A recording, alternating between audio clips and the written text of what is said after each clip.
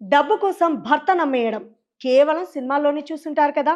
కానీ మధ్యప్రదేశ్లో అచ్చం శుభలగ్నం సినిమా సీన్ రిపీట్ అయ్యింది.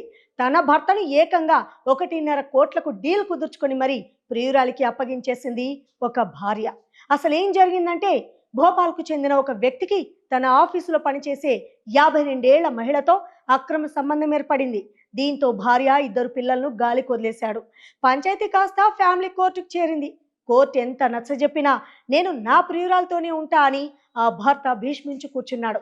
భర్త మొండితనాన్ని చూసిన భార్య ఏడ్చి లాభం లేదనుకొని ఒక మాస్టర్ ప్లాన్ వేసింది. నా భర్త నీకు కావాలంటే నా పిల్లల భవిష్యత్తు కోసం 1,50,00,000 ఆస్తి ఇవ్వాలని కండిషన్ పెట్టింది ఆ భార్య. ఇక ఇందులో భాగంగా ప్రియురాలి పేరు మీద ఉన్న ఒక లగ్జరీ డూప్లెక్స్ ఇల్లు, దాంతో పాటు 20 లక్షల రూపాయల నగదు డిమాండ్ చేసింది. ఆశ్చర్యంగా ఆ ప్రియురాలు వెనక ముందు ఆలోచించకుండా వెంటనే ఓకే చెప్పేసింది. కోర్టు సమక్షంలోనే అగ్రిమెంట్ పూర్తయింది.